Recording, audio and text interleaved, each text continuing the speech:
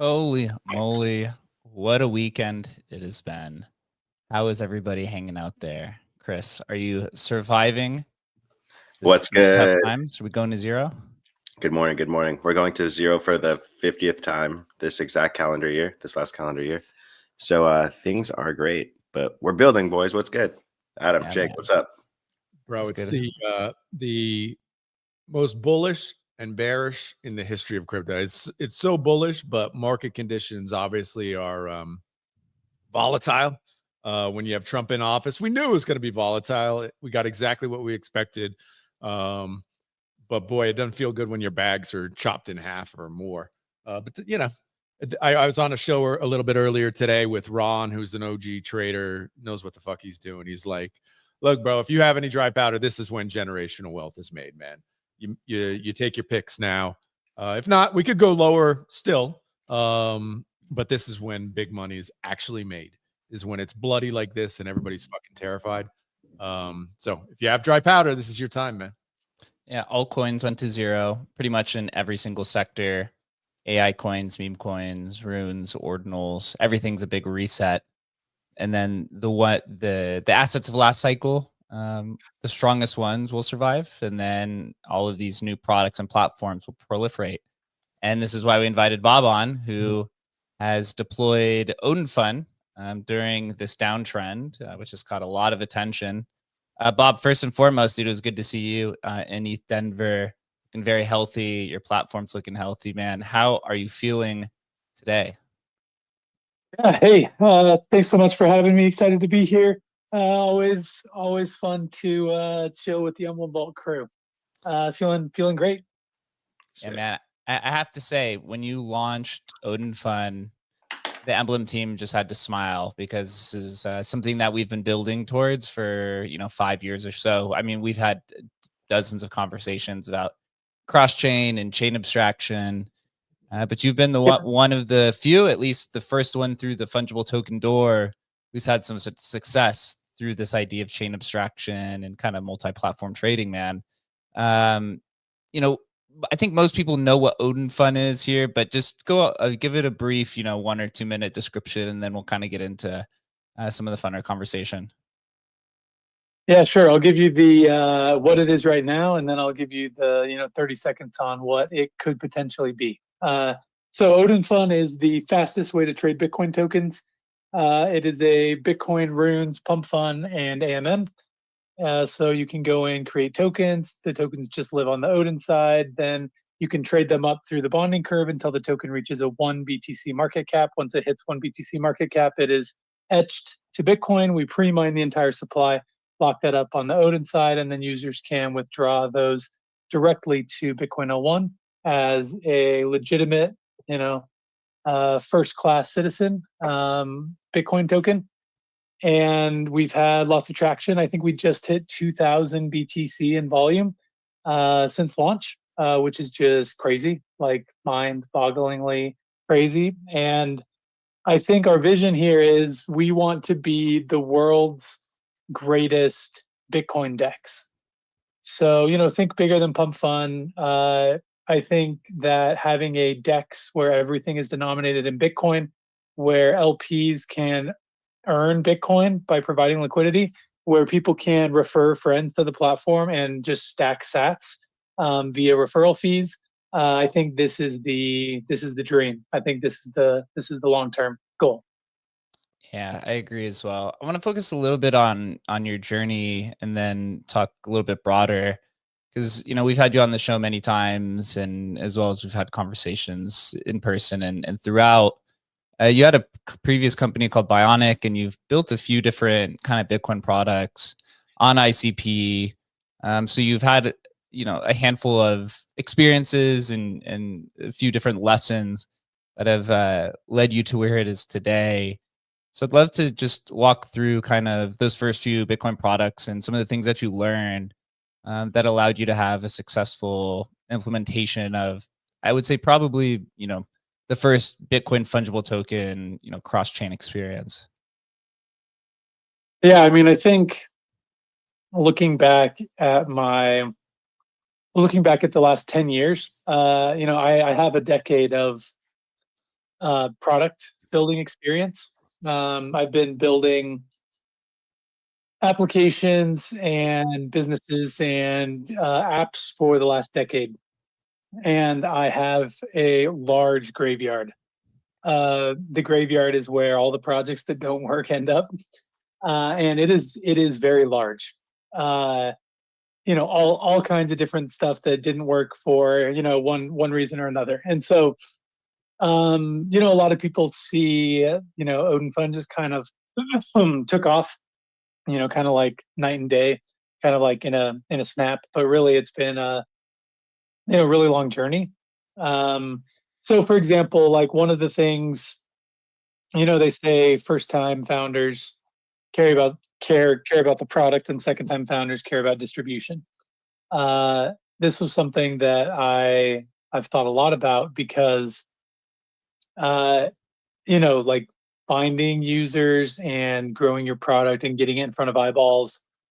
This is a problem that every single person building on Bitcoin is going to have. If you look at Bitcoin L2s, if you look at side chains, if you look at new meta protocols, you have zero network effects, you have zero users, you have zero developers, and you have to somehow bootstrap your ecosystem. And so this is a problem that everyone is going to face, and I think it's going to be really, really hard. You're basically just going to have to like give people like crazy incentives or something. I mean, this is like the VC model, fund a team and then juice a product or juice an ecosystem with incentives, and then hopefully you have some kind of product market fit so that people stay around. So anyway, that was one lesson. I mean, there's dozens and dozens of these lessons, but that was one of them that I think about a lot. Yeah, man, I completely feel you on that. Founder-led marketing seems to be, where the best distribution channels are, as well as kind of meme coin marketing. Yeah, I remember just like a year ago or 2 years ago, you were talking about doing NFTs and bringing them over to ICP. Obviously, you had Bionic, and then you led to Bitcoin meme coins or Bitcoin fungible tokens.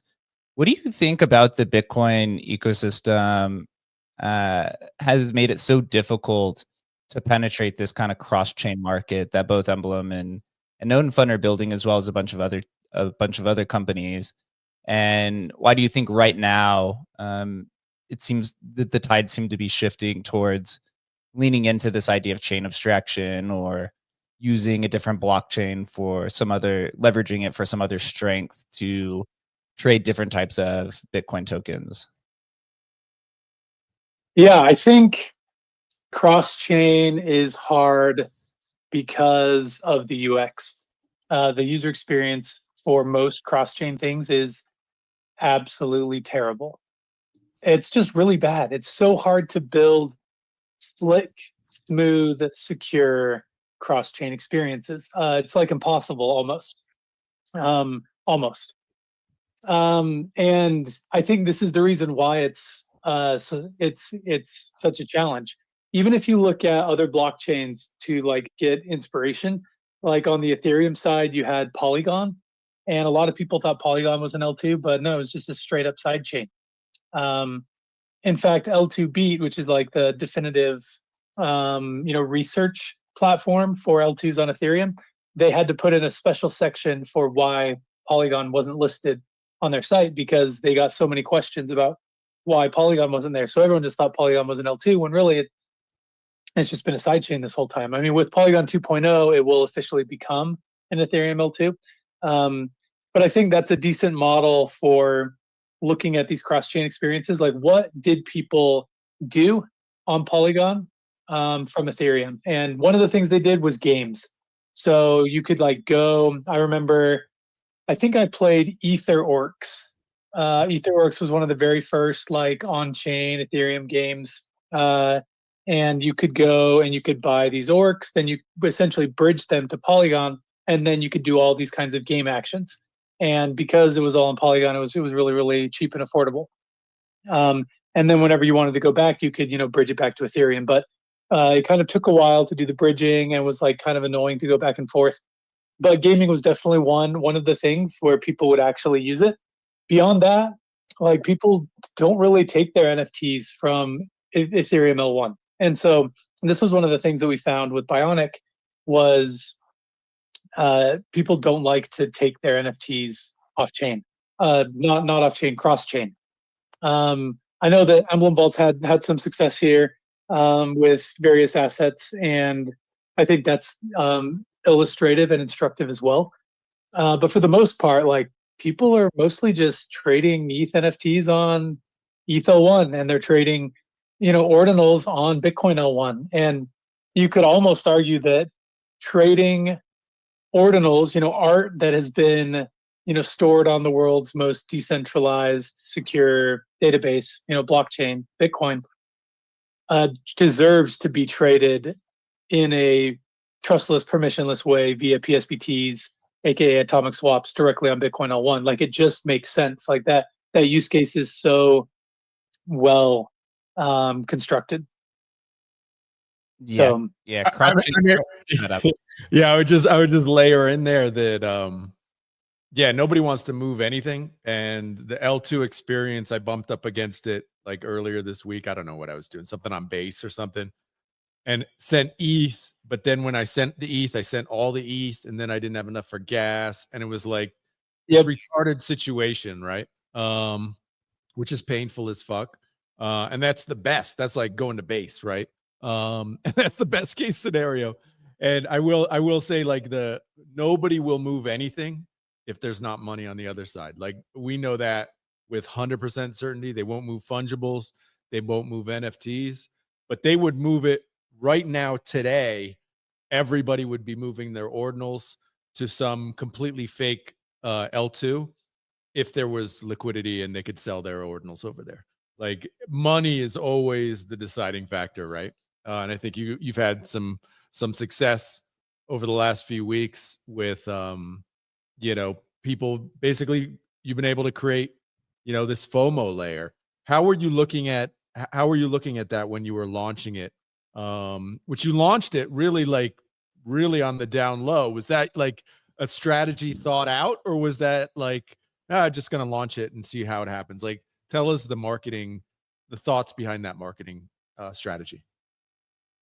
Yeah, I mean, we wanted to do it on a little bit more on the down low because we were scaling up the platform. We built a platform and we thought it was awesome, and we had some users in it, like, testing things, but we wanted to make sure everything was working and, everything was thoroughly tested, and then started bringing more users on. And then, it was the end of January where I made that kind of video thread. And then it was just like codes everywhere. I mean, we went from like 100 users to 10,000 users in like a day or two. And the last 5 weeks now, almost 6 weeks, has been a little bit bumpy, even despite the measured rollout. We're finally getting to a really good place where, like, we've had a lot of people waiting on deposits, a lot of people waiting on withdrawals. We're finally to a place where, like, the last week or so, I've been, deep in the trenches on the support side, and I haven't had any issues that haven't been just immediately, like, already solved when I went and chatted with the user. And so, like, we're in a really, really fantastic place now. But yeah, I mean, part of the strategy was like, how can we scale this up in a way that works, that decreases bugs in the platform, that like gives us time to kind of scale up. I think I would have liked, I mean, all of the traction was fantastic, but just really exposed all of the flaws in the platform immediately, right out of the gate, which was probably the best thing. But man, I mean, the last 6 weeks has been nonstop, insane for me. So, maybe would have preferred a slower rollout, but again, I don't know if that's true, because getting things done, I think, is better. So I think we're in a better place now. But yeah, the last couple of weeks has been rough, but great. The best stress test is immediate success. Generally, if you're a solid crypto project, usually the website goes down within the first few hours of launch. That is just like synonymous with quick adoption.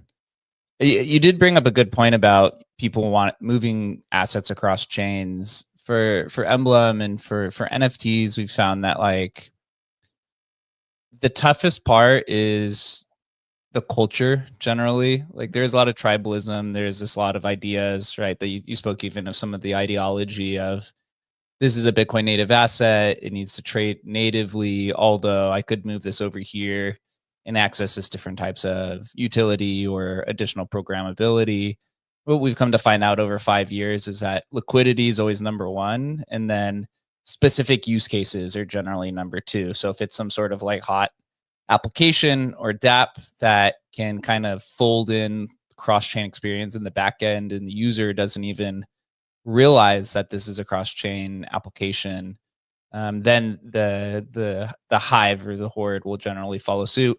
This is something you did really well, and I've actually brought this up many times in some of our past conversations on the show, is that you advertise, or Odin Fund advertises, Bitcoin, it's Bitcoin trading, and on the back end, right?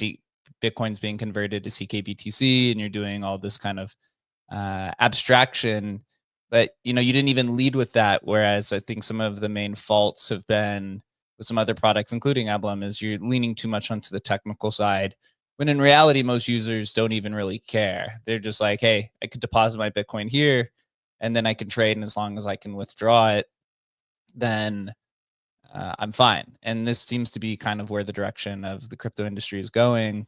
So outside of building a slick UX, what would you say has kind of been the toughest part to building this successful cross-chain, Bitcoin fungible token application? Yeah, so in my mind, when we started building, the primary goal that we could not sacrifice on ever was speed. Speed was essentially the guiding North Star of the project. And in every decision, we had to figure out, how do we create the fastest application possible while still preserving security and decentralization. And I think we had to make a whole bunch of trade-offs. But I think in the end, we're going to end up with, and we're basically there now. We're going to end up with lightning fast, trading experience that can still be really robust and decentralized and secure. Obviously, there are additional trust assumptions going to a layer like Odin Fund when compared with Bitcoin 01. I mean, Bitcoin 01, you're never going to match the decentralization and security of Bitcoin 01 in its current form. I mean, maybe there's some magical path with BitVM, but even then you have an additional trust assumption. Maybe there's like a small percent chance here that you might be able to get the trust assumptions of Bitcoin 01 on some other layer. But I'm going to say it's probably not going to happen for a really long time. Even on Ethereum, I mean, they've been working on ZK tech for a really long time, and I think basically there is no L2 on Ethereum that is just as trustless as Ethereum L1. There's always additional trust assumptions on the L2 side, and so I think it's all about balancing. I've been talking about this quite a bit, where you need to pick a problem that users have, and then you need to find a solution that also aligns. You have to align on the trust assumption side. You also have to align on the user experience side. And if you can kind of thread the needle between the right user experience for the right user solving the right problem in the right way, I think you have, that's basically product market fit, I think. And so ordinals. Oh yeah. Go ahead. I was going to say, and how would you describe the users of Odin Fund? Yeah, I would say users on Odin Fund are people that want to trade Bitcoin tokens, people that want to trade assets that are denominated in Bitcoin, people that want to use their Bitcoin to stack more Bitcoin, and also probably people that just want to trade, want to have fun. I think that one of the benefits of the Solana ecosystem is there's just so much you can do because it's just so fast. And so we wanted to, create this kind of fun, engaging, speedy experience, but all focused entirely on Bitcoin. Yeah, it did seem like in the last week or two, I saw you posting that the Asia market had really started to adopt Odin Fund and trade for it. What do you think took them so long to find it, or was there anything on the back end in terms of conversations or different types of communities that maybe they had requested future features that you had implemented that it just brought in the additional flood, or was this just complete randomness? Yeah, I would say there were a couple of things that went into it. The initial surge, we had kind of a week or week and a half period after launch where we just had like crazy traction. And I think that was mostly ordinals and runes traders. And then we had a period of like probably a week or maybe even a week and a half or 2 weeks where things just quieted down. It was the post-launch period. Like the market was bleeding everywhere. The Solana trenches were a dumpster fire, and Libra rugged everyone, and just market conditions were really, really bad. And then we had some people starting to push on the China side specifically. So we had a couple of really great mods, a couple of really great kind of admins and supporters on the China side, and they were growing a community. So they started with like 50 people in a Telegram group that grew to like 100, that grew to 200. I think they're at like 2,000 now. There were WeChat groups that started. Like it was just this slow trickle at first, and then built into our platform, we have a really nice referral program. So if you refer a user to Odin Fund, you earn 25% of the platform fee for that user's volume forever. So it's a pretty good referral program. And I think because of this referral program, once you hit a community, it's fairly easy to spread across that community because people are incentivized to share with others that might like it, that haven't tried it yet, because they get benefit from it. So I think our top user has like 500 referrals, and I think they've in referral earnings, I think they've made like, I don't know, 0.2, 0.3 Bitcoin or something like that. That's pretty substantial. I think it's part. Sorry to cut you off. Yeah, go ahead. Oh, I was just gonna say it's so interesting because it's interesting just to see with Bitcoin season 2 and just the culture shift. I think you probably would have got fudded out of existence if you had launched this maybe a year or 18 months ago.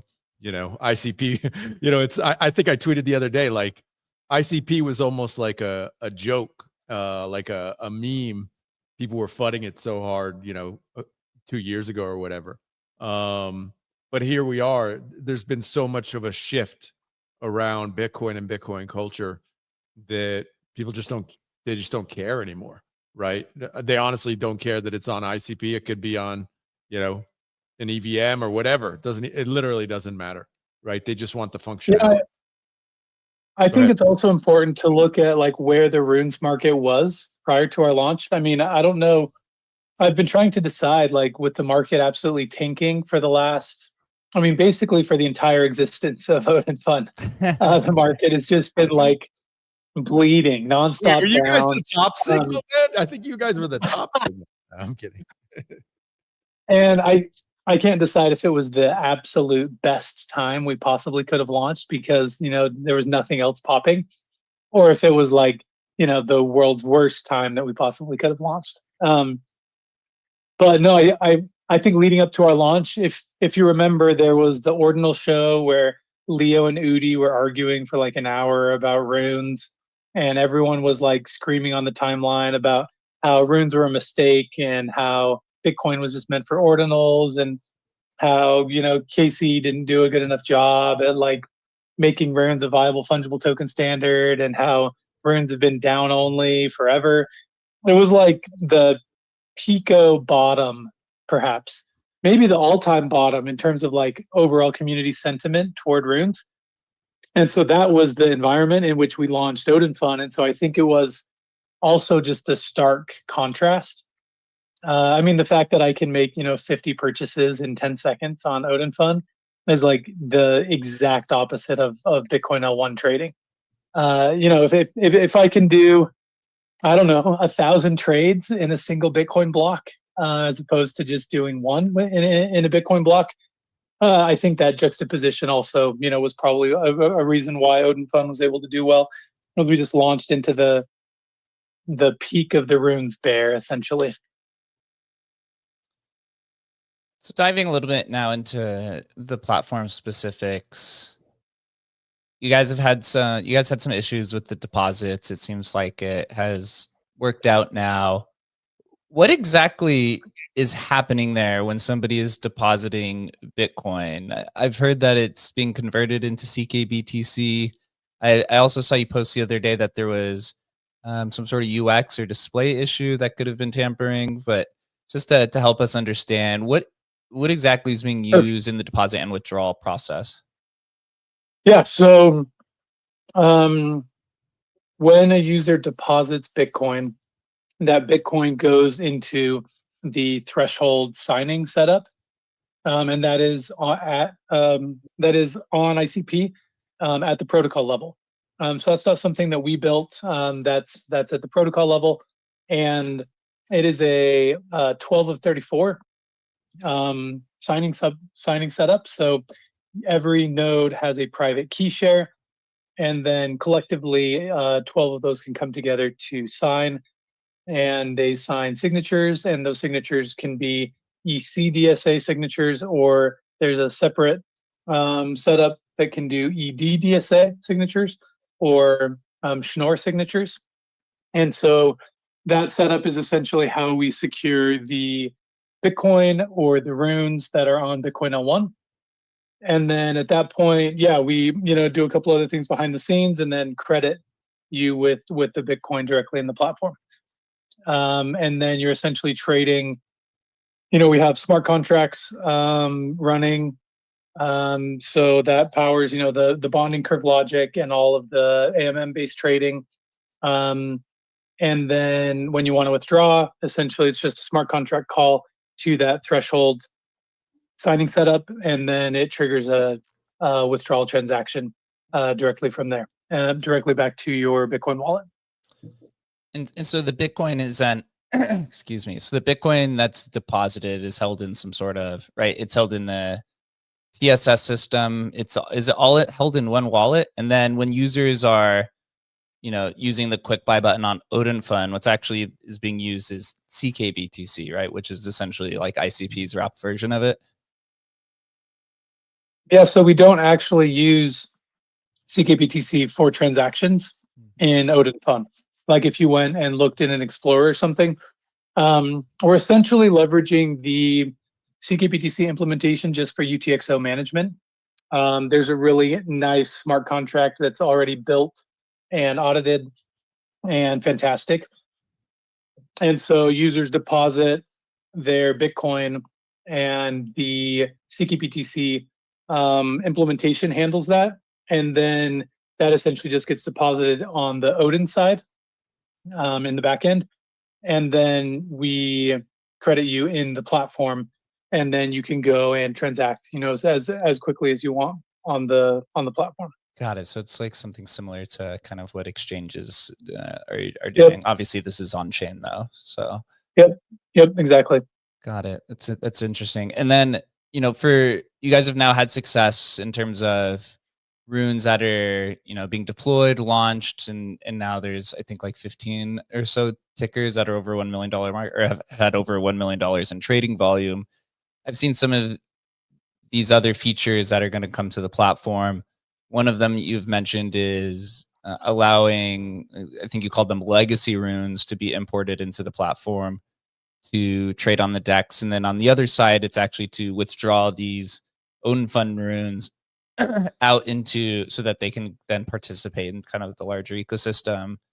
Let's start with the deposit, because it seems to be depositing legacy runes. It seems to be where a lot of interest is.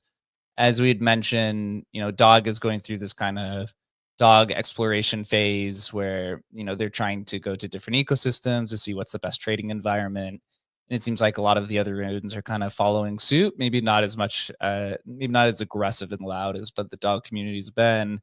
What is your kind of objective for importing legacy runes? What's the incentive? And then what strengths does own fund trading experience offer that maybe is an improvement to, let's say, Dog on Solana?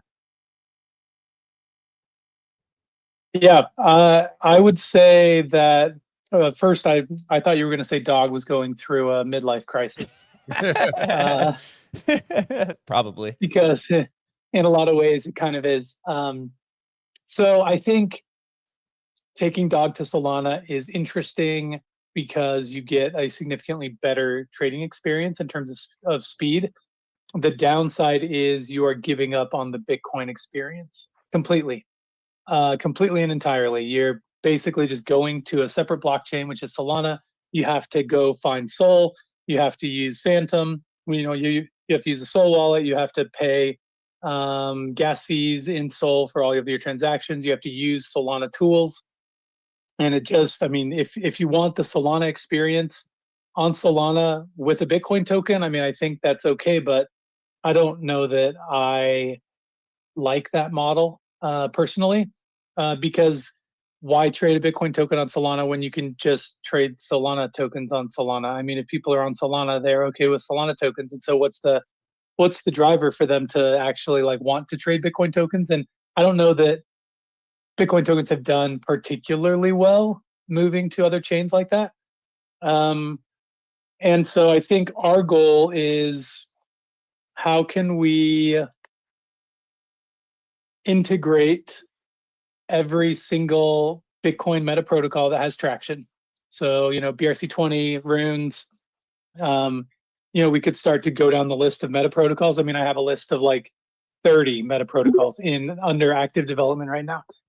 And I think that the strength of our model is we don't really care which standard you're using. On Bitcoin 01, we could support them all. And we could support them all for trading right next to each other using the same model on Odin Fund directly. And so you could come in, you could bring your Ordi, you could bring your dog and trade it next to your Odin dog. And I think it's perfect. And I think that our goal in terms of user adoption and in terms of growth is to bring cross-chain liquidity back to Bitcoin. And so we're working on a Solana integration where you'll be able to connect with Phantom, deposit Sol, swap to Bitcoin, and then within the span of like 30 seconds, you can go from Sol and Phantom to Bitcoin and Odin Fund ready to trade. And this kind of user experience is super fantastic.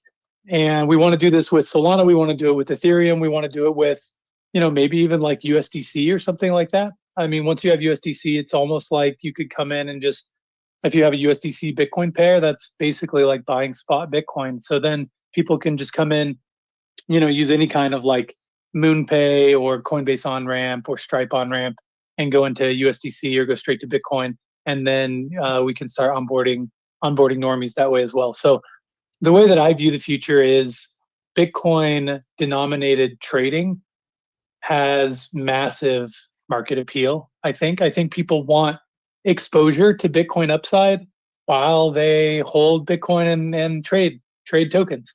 And I think this is what a Bitcoin DEX can give you. And so that's kind of our goal. Let's not go anywhere else. Let's just bring everyone together into the greatest Bitcoin DEX of all time. Yeah, so this is actually interesting because we've had a handful of CryptoPunk owners ask us to deploy Emblem on Bitcoin so that they can trade CryptoPunks in Bitcoin for a handful of reasons. And one of them is to defeat unit bias, where it's like, hey, I could trade this CryptoPunk for 3 Bitcoin versus 100 ETH or 120 ETH, I guess now with the with where the pair is. And it has to do with that just simple denomination, but then they also want to catch the upside of Bitcoin. So we are starting to kind of see that direction. On the other side then, for withdrawing runes, how is that process going to look? And then also, let's say I'm a hungry builder who wants to launch a runes project on Bitcoin, but I'm going to use Odin Fund. And then it bonds and you have, let's say, 500 holders now, and you're able to then withdraw the rune. How is but then they want to then, take that rune project natively, or they want to take their community to take the runes somewhere else outside of Odin Fund. How does a builder then, incentivize its community to individually have 500 different users withdraw runes from the platform? Is there any way that Odin Fund is kind of going to attack that bottleneck? What is this community doing with their runes? Why are they mass withdrawing? I'm just speaking kind of generally, like, the user wants to, like, again, here, I'll go through the example. I'm somebody who wants to launch a rune. I launch it on Odin Fund. Eventually I have plans to, take the community off of Odin Fund because I want to take the rune somewhere else. But there is this kind of bottleneck where if it's bonded and there's 500 owners, right, it's going to be tough to kind of coordinate that. I was just curious if there's any way that Odin Fund is thought about this kind of bottleneck for users. But obviously you probably want them to just stay on the platform. So maybe it's something that doesn't even matter. I don't view it as a bottleneck. I mean, if 500 people want to withdraw their runes to Bitcoin 01 and they pay the transaction fees, then everything will just get processed and it will just happen. It won't take very long and everyone can have their runes on Bitcoin 01. I think the question that I asked was mostly around, like, what is it that the creator wants to do with these runes on Bitcoin 01? I don't know that the trading experience has been that fantastic for tokens on Bitcoin 01. And so if it's not trading, then, what is it that you want to do with your tokens on Bitcoin 01? If all the liquidity lives in Odin, then it feels like that's the ideal place for trading. And then maybe there's something else for you to do. I mean, we've seen people withdraw back to Bitcoin 01 mostly from just like a holding perspective. Like they just want to hold on Bitcoin 01. And I think that makes a lot of sense. You can come in with your Bitcoin, make some more Bitcoin, and pull it back to Bitcoin 01. Kind of like, hot wallet, cold wallet kind of thing. And I think you can do the same thing with runes. I think our goal is, how can we build lots of functionality for creators such that they can, they don't have to force their community to go and take all of their runes back to Bitcoin 01. They can do things within the platform directly. Whether it's airdrops, whether it's whitelists, whether it's other kinds of interesting token mechanics. And so, sure, like I have nothing against people taking their assets back to Bitcoin 01, but I just don't know what the creator would be doing. I don't know what the use case is that's compelling. So let's dive in a little bit more then, I guess, about the growth of the platform. Right now, it's specifically Bitcoin meme coins. Kind of looking at the counterpart on Solana with like Pump Fund, they're kind of taking this initiative to have what they call, quote unquote, legitimate projects, things that are projects that are building with utility. They have AI coins and they want this to be a platform of more than just meme coins. Is there any intention for Odin Fund to go into this direction to attract builders and token deployments of things other than meme coins? Yeah, I mean, I think we're already seeing it on Odin. We've had a number of legit builders in the Bitcoin ecosystem come and launch tokens on Odin. I'll call them like quasi meme coins in that, they're essentially a meme coin, except that they're backed by a phenomenal dev team. And so we're already starting to see builders come in. We're already seeing top tier creators come in, people doing really, really good content. And so I think this just naturally happens as people see the traction we've had on Odin and kind of want to come in and find a way to do it for their particular use case. And I think it's just going to continue in the future. I mean, this is one of the things that we're focusing on the Odin Fund side, on the growth side, is how can we get top tier creators, top tier builders, top tier, Bitcoiners to come in and launch tokens on the platform. And so that's part of what we're focusing on. But the other part of what we're focusing on is a little bit broader than just like being a token launchpad, and it's, being a Bitcoin DEX. And so it's thinking about, where, what kinds of token standards can we add, and how can we bring cross-chain liquidity into Odin Fund, and how can we create stepping stones or a ladder approach. Like, how can we continue to grow by leveraging centralized exchange listings and Telegram bot integrations and other, analytics tools or other trading tools integrations. And so, yeah. Yeah. Speaking of that, yeah, I would love to talk to you more about integrating Odin Fund to our DeFi AI platform, Agent Hustle. That's on stage, but we'll talk about that another day because I think it's really interesting that you bring that up. Looking at, again, going a little bit even more broader on this, Definity looks like they've kind of unilaterally backed you, and maybe ICP now is leaning more into this, Bitcoin abstraction, application platform. If users aren't going to withdraw or don't have this incentive to withdraw their runes from Odin Fund, but then maybe they need access to other things like lending or gaming or some of these other applications. Is there any conversation within Definity or ICP to attract different Bitcoin builders to build these applications so that these types of runes then actually never have to leave ICP, quote unquote, but they have access to basically all of the different types of applications that you see across different DeFi blockchains? Yeah, I mean, we're already in talks with, I don't know, a dozen or two teams that are doing various things across the Bitcoin DeFi ecosystem.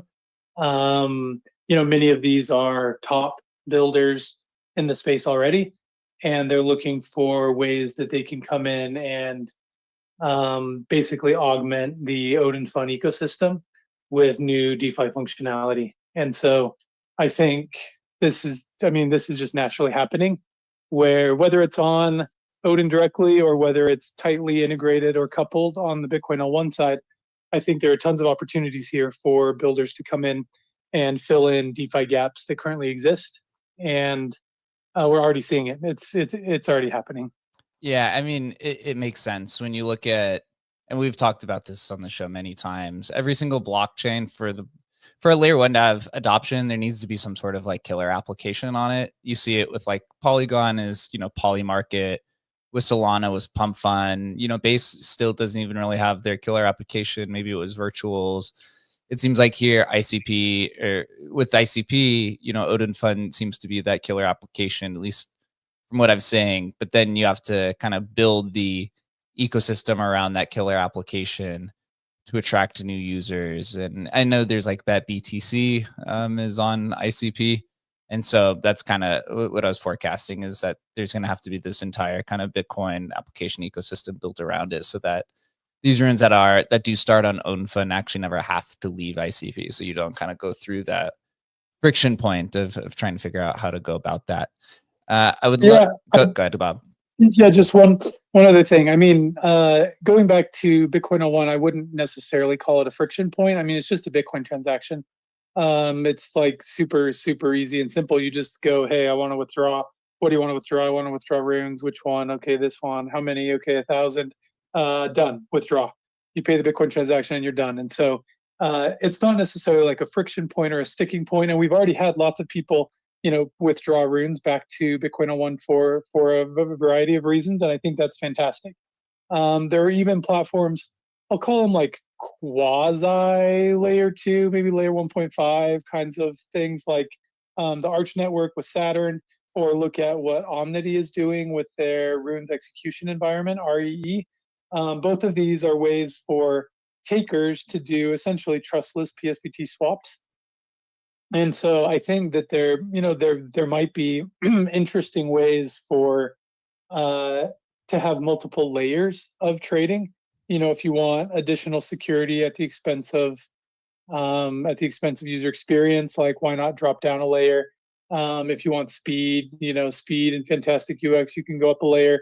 And I think like various use cases can have various success across the spectrum there, where like I mentioned earlier, you kind of have to align the trust assumptions with the user experience, with the pain the user's having with your solution. And if you can, thread the needle there, then I think you can be successful. Yeah, I totally agree there. It's a good point. It's cool to see all these different levels and layers unfold. I'd love to pass off now to Chris to see if you have any questions for Bob and any thoughts on the conversation. For sure. Bob, what's good? Great product, super sticky so far. I guess a few things from me. You know, Pump Fund was the biggest app of the year in crypto. We expected these platforms to show up on every single chain. Turns out that that wasn't even the focus for so many chains. Bitcoin is the most differentiated, which also means that it's probably the toughest to build in terms of technicals. Were you surprised that you guys were kind of like the second through the door? And why do you think that all these other chains were asleep at the wheel? Why don't you have a pump fund on AVAX? Why don't you have a pump fund on Cardano and all these maybe XRP, whatever else? What do you think the holdup is? And were you kind of surprised that you guys were the second out the door, even though you had probably the biggest technical lift? I think that Pump Fund probably does exist on every chain, and it just didn't succeed as very much, and so we just haven't heard about it. Really? Like I'm pretty sure if I look across the blockchain ecosystem, like Ton and Tron and AVAX and Base and others, like I think everyone's had their 24 hours of meme coin glory. Like I've seen pump funds deployed everywhere, like tons and tons and tons of these platforms, trying all kinds of things. And so even on Bitcoin, like we weren't the first to do a pump fund on Bitcoin. We were like the fourth or something like that. And it was just the fact that we were able to, I don't know, capture the zeitgeist of Bitcoin season 2, essentially, that led to all of the hype and traction. And so I think that leaning into our core differentiation, which is Bitcoin, I think is our strongest suit. And I think that's why we're kind of moving forward towards this, being the greatest Bitcoin DEX of all time, because I think that has a clear product market fit, and historically has been able to be consistent regardless of market trends. And I think we have an opportunity here to differentiate and provide like a premium experience over what is happening on Solana, for example. So yeah, makes sense. You guys chose to lead with runes, and then you put together this all-encompassing kind of Bitcoin DEX picture. Was that a forethought or an afterthought, or how do you plan on integrating the BRC20s and maybe any other token standards? And what was maybe the thought process of leading with runes? How do you feel about just the difference of token standards on Bitcoin? Yeah, I think a token standard is a token standard. I mean, people on Bitcoin are kind of strangely passionate about token standards, whereas everywhere else is just like whatever. They do like to make a big deal out of a little deal. Huh? It's funny. Yes. So I would say token standard doesn't matter. Just look at traction. Whatever has traction, then we're going to integrate it into Odin Fund. So runes made a lot of sense as kind of the predominant standard, at least in the Western world, I would say. I think BRC20 has had a lot of success in Asia, and so I think we've already integrated runes, and we're already in the progress of integrating BRC20. We have a lot of things in the pipeline already on the BRC20 side. I think it makes a lot of sense, and the centralized exchange listing is a bit stronger on the BRC20 side than it is on the rune side, so there could be some interesting synergies there as well with the BRC20 integration. And then, beyond that, I mean, I would say I'm a technology pragmatist. And so if you come in with a token standard that has lots of users and lots of interest and lots of traction, I mean, it's kind of a no-brainer for us to integrate that. And integration on our side is pretty straightforward because of these threshold signing setups. Because you have threshold ECDSA, threshold EDDSA, and threshold Schnorr, it means that you can directly hold assets, essentially regardless of the token standard. And so, you could just bring in, just like you would bring in a rune, you could bring in a BRC20, just like you bring in a BRC20, you could bring in, essentially any other fungible token standard on Bitcoin. And so, yeah, we're very open to, I mean, it's kind of layer zero-esque in that we can integrate and support many different meta protocols and or chains in Odin Fund. And maybe you have an opinion, maybe you don't, in terms of, where the rune was launched, whether it was launched on Odin Fund or whether it was kind of a legacy launched rune or launched in a different way. Do you think that there's advantages to launching on Odin Fund at this moment and maybe even going out like a year's time? Or what do you think between just different styles of launch? Yeah. So the nice thing about launches on Odin Fund right now is you trade along a bonding curve, which means that you have this liquidity bootstrapping mechanism.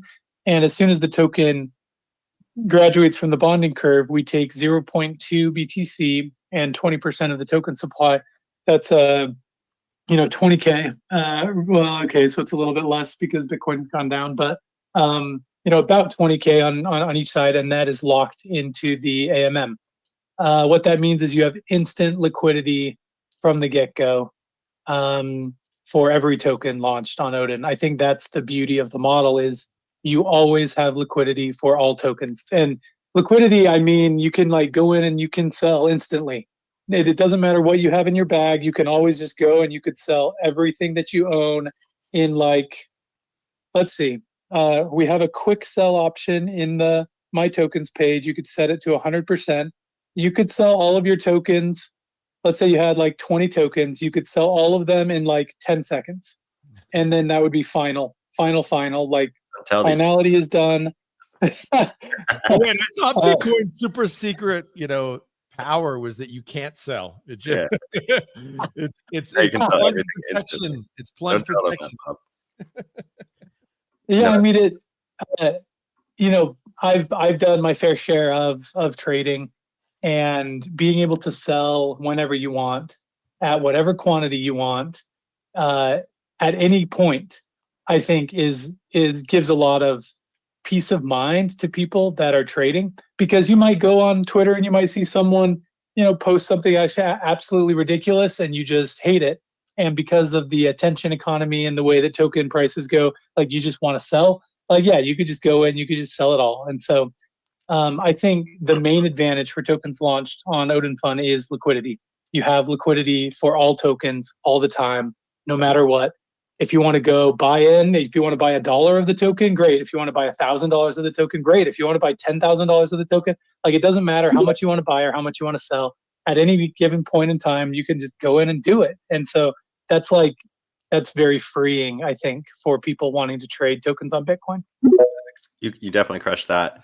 And then I guess last one for me, I mean, it's no secret that all of the runes kind of trading is dominated by Magic Eden. You guys are probably pretty close in terms of total daily volumes at this stage. What do you think about going forward? Is probably integrating legacy runes. You'll probably take, a huge lion's share of that going forward. And then what do you think about that maybe a year's out? And even when kind of these centralized exchanges get in the mix, so if they so choose, how do you think that might impact you? Do you think that Magic Eden has any kind of reaction to losing all of their trading volume to someone like you and maybe these other trading avenues? Or what do you think you guys look like from today to the integrations coming up, and then maybe looking even further out to some of these centralized exchanges?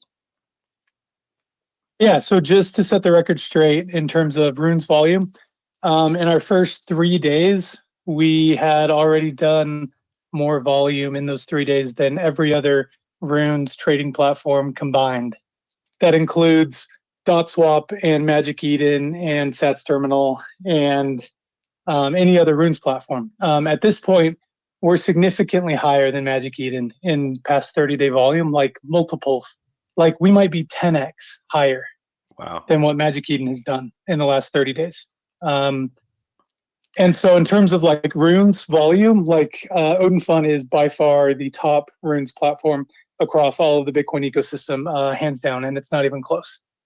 And so I think moving forward, I think we continue to accelerate. I mean, our goal here is,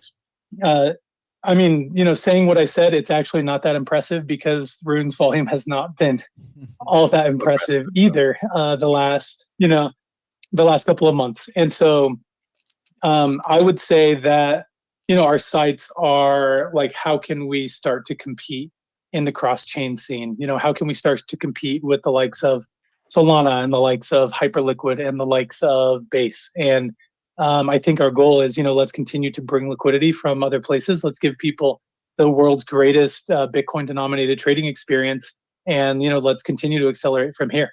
I think if we're going to take on the pump funds of the world, it's going to take an army. It's going to take a village. It's going to, take everyone, coming together and like bringing people to Bitcoin to trade, because we have, the greatest trading experience. So yeah. I guess I'll just finish with just an extension of that.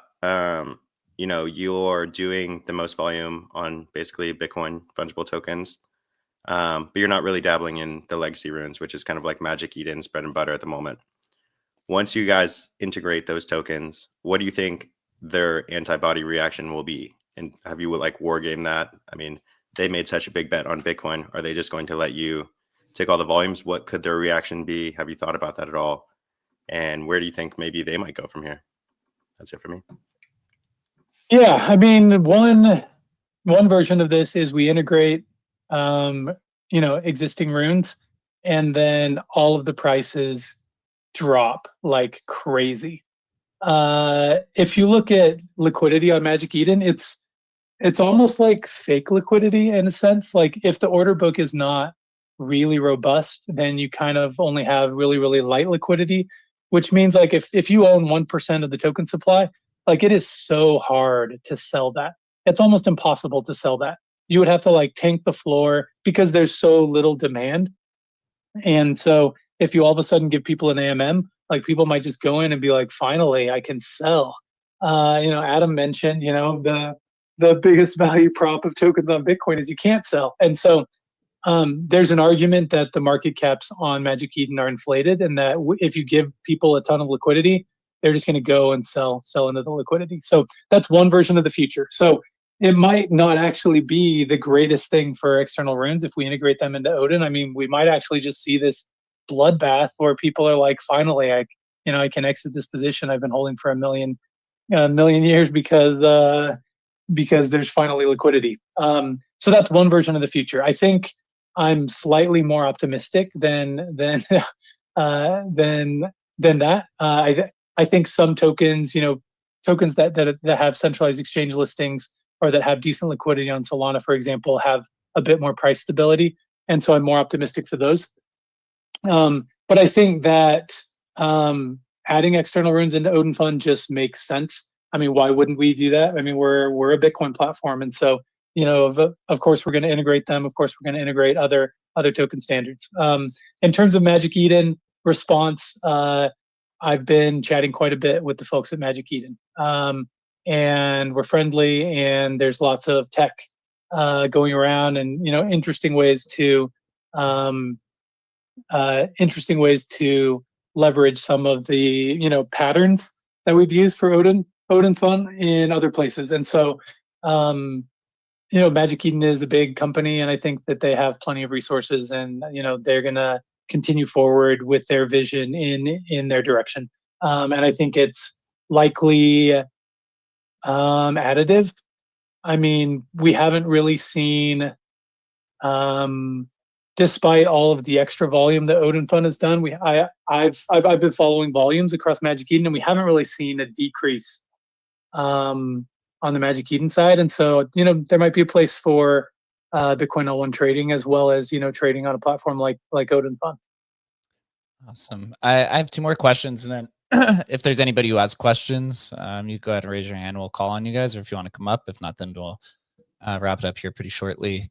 One question is, what is the platform fees of Odin Fund? What is the cost to deploy token, and then what is the take of the platform for trading, either pre-bonding or post-bonding?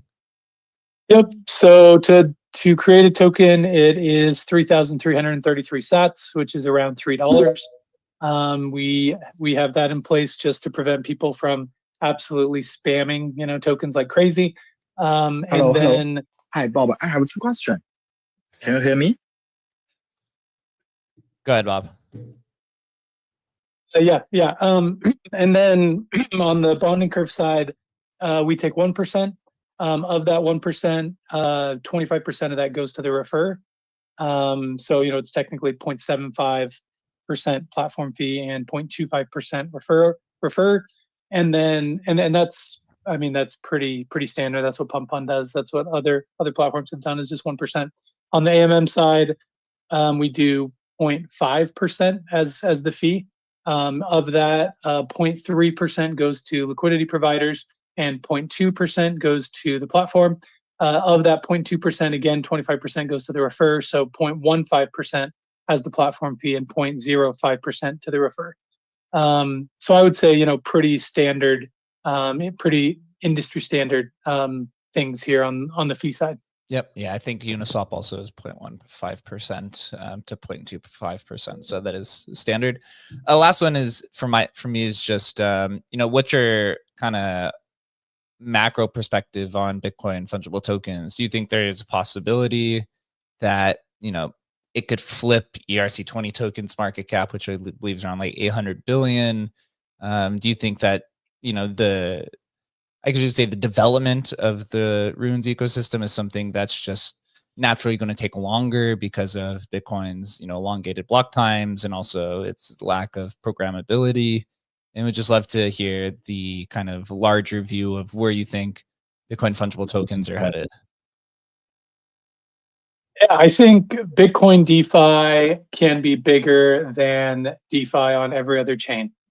And I think this could actually happen. I think anything that's ever been done on any chain is coming to Bitcoin, and I think this is also going to happen. If you can build on Bitcoin, why would you build anywhere else? And I think we're already starting to see this, and I think we're going to see massive growth in Bitcoin DeFi over the next year. And I think this is just going to continue. This is like this isn't a Bitcoin maxi take, which is funny because Bitcoin maxis probably would hate this version of my feature for Bitcoin. But it is in a way a Bitcoin maxi take because it's saying that everything that can be done anywhere can be done on Bitcoin, and if you can do it on Bitcoin, why would you do it anywhere else? And so Bitcoin is going to be this great black hole where it just starts, sucking everything into it. And, there's an app that I really want to build where you just connect your wallet and it shows all of your assets. And then there's just one big button that says convert to BTC, and then it swaps everything behind the scenes. And then you end up with just a Bitcoin balance. Call it the Bitcoin black hole or something like that. And then just let people trade immediately with their Bitcoin. I think there's a some version of the future where that becomes the default bridge. If you think about it, bridging to Bitcoin is insanely difficult. If you try to go Sol to BTC, or you try to go a Solana token to BTC, it's actually very hard to do. And so anyway, maybe I'll build the Bitcoin black hole. Awesome. So I'm going to go ahead and let up Unfun China. I believe they have a few questions, and then we could go ahead and wrap it up shortly after. Odin Fun, you there? I think it says they're still connecting if they can get in. I don't know if their internet's for. Oh, there we go. Unfun CN, are you on stage? You're muted. All right, I'll give him a few more seconds. Bad internet. Right, here we go. Hello. I have two questions. Hello. Yeah. Hello, I have two questions. One is when our commission be available? Bob, the other is what level do you think the price of Odin Dog will reach as the platform grows? I just see the OK task. Yeah, it's so happy. Congratulations to Odin Dog. Thank you. Yeah, thank you. Was your question what I think the market cap of Odin Dog will be? Was that the question? What is when will our commission be available? Their commission, Bob. When's the commission going to be available? Yeah. So right now we are tallying all of your referrals. You can see those in your profile, and we also show you the earnings that you have. That's based on the volume done by people that you've referred. These are currently not claimable, but this is something that's in the works. I know I've been getting I get like 50 to 100 to 200 to 500 DMs, and so I get this request a lot, and so I hear you loud and clear, and we are working on creating a system where users will be able to come in and claim those referrals. We just have to make sure we do it in a way that is secure and that works for all of our users and is intuitive and makes sense. And so, we're actively developing this. Unfortunately, I don't have a timeline for you, which is probably going to be disappointing for many of you, but it is in the works. Okay, thanks. It's very necessary for us to invite our people to join the Odin Farm. And the other is, what level do you think the price of Odin Dog will reach at the platform, at the Odin Farm grows? Yeah, I mean, I'm not a I can't predict the future, and so I have no idea. But what I will say is that my goal is to grow the platform and grow all of the creators and all of the tokens and all of the users on the platform, and we want to grow it all.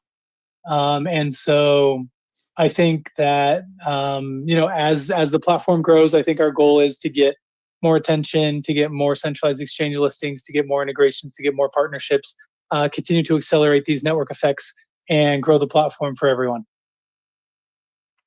Okay, thank you. It's so happy to see the OKTask news. Thank you. It's over. Hey, you're welcome. Thank you. We do have another guest on stage. Rodas has come on. Do you have a question for Bob or any thoughts on the conversation?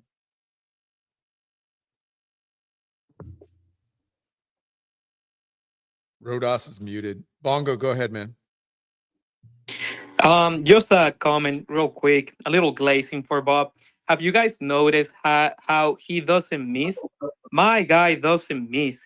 He's been up here for an hour now, just smashing all the questions, giving the right answers, and just crushing it. You'll love to see it. Wait, but he didn't tell us when Odin Dog, when can we expect a 10x on Odin Dog? Can we get, Bob, can you tell us when that's going to happen? Can you predict the price here, please?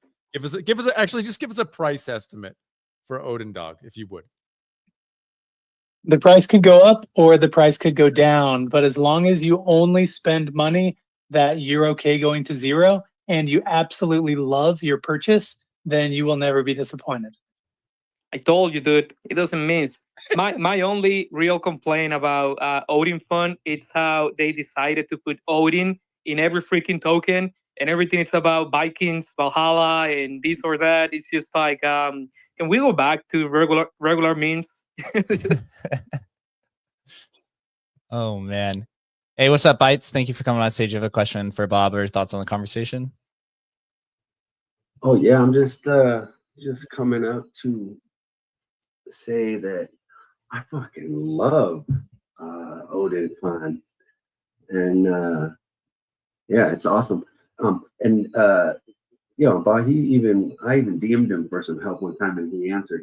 I think it's really cool. But one thing I was wondering is if on the main page where you're, where like all the tokens are, or you could put, just created, and you can like see all that shit popping up.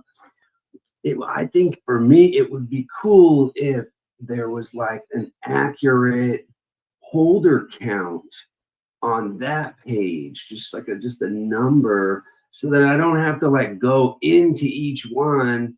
I mean, it doesn't take a lot of time, but like say I'm just like scanning quickly, and I can see some of them have, look at the volume, fuck, it's at 49%, and it's 3 holders. Like that was a waste of time. You know what I'm saying? That's a good feature. Yeah, Bob. When can that be added in, Bob? This would be really, really easy to add in. So, I just pinged my guys. We'll see what we can do. When Bubble, that would be awesome. Just for like a super degen. I'm just a degen, and you know, like 2 or 3 extra clicks. I'm like, well, that was a wasted click. I gotta go back now, go back. You know what I'm saying? But no, I think it's awesome. And yeah, I'm pumped for, you know, like everything to come. Honestly, just once this launched, like this gave me a lot of, this just like pumped me up for, you know, like what's coming, like what's gonna be possible as everything like fine tunes in. And so yeah, this is dope. I'm pretty stoked. Let's fucking go. I think we got Ray on stage. What's up, Ray? Hello, I'm just on stage to say hello to Bob and shout out to you all here and say I love Odin. Let's have Odin fun. Awesome. Well, Good to see you, Ray. Good to see you, Jake. hey, let's go. Well, the Bob glazing session will end here. I think we'll wrap up the conversation. Bob, I appreciate you, brother, for coming on as always, dude. It's awesome to see, you know, finally hitting as you've been building in the space for such a long time. And, you know, just from selfishly from the Emblem side, the fact that you're pushing Bitcoin abstraction further, you know, is a big win for all of the builders in the space who are trying to do something cool. So I really appreciate it. Big fan of Odin Fun. And yeah, I'm sure, you know, we'll talk soon and figure out how we can work together and integrate a few things. Yeah, Jake, when super sleek chain abstraction competitor built on Emblem Vault? Yeah, right. No kidding. we're saying we're gonna say with the NFT side of things, but I do think it would be really cool to integrate Odin Fun into the Hustle DeFi AI terminal. These kind of things have really started to get a lot of attention, and to me, it's really just kind of Telegram bots on steroids, in my opinion. So it'd be cool to have users using AI to figure out how to ape the next Odin Fun ticker. Would be awesome. Cool. Yeah, let's chat. Cool. Appreciate everyone for joining the conversation. If you're new to the show, my name is Jake. Adam, myself, and Chris work at Emblem Vaults, the leading cross-chain NFT protocol in the industry. We've been around since 2016. We host a show Tuesday through Thursday at 11:30 a.m. Eastern time. We host everyone from awesome Bitcoin builders like Bob to chain abstraction things to AI and so forth. So please follow the Emblem account. Would be really awesome and appreciative as well. If you're interested in AI, follow our Agent Hustle account that is there on stage. Please also give our lovely guest Bob a follow if you aren't already, so that you can ape the next Bitcoin meme coin and find the next Odin dog that apparently is going to go to a few bajillion dollars. So you can ride out this perfectly. Everybody, please take care for the rest of your day. If you're interested in the show, we'll be back tomorrow at 11:30 a.m. Eastern time. Until then, stay safe out there, guys. Hold on. It's going to be a few more months of chop and then up only, unless you're aping Bitcoin meme coins. Stay safe. A few months. Nobody told me that. It's over, Bongo.